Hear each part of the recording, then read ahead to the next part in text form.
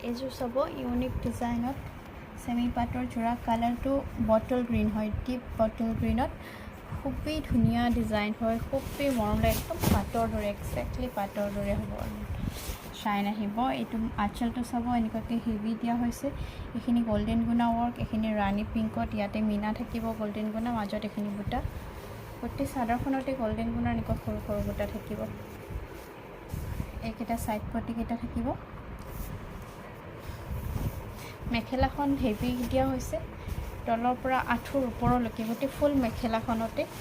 work থাকিব চাব এইখন চাব মেখেলাখন তলৰ পৰা একদম আঁঠুৰ ওপৰলৈকে একদম গোটেই ফুল মেখেলাখনতে ৱৰ্ক থাকিব আৰু ব্লাউজ পিচটো চিম্পল থাকিব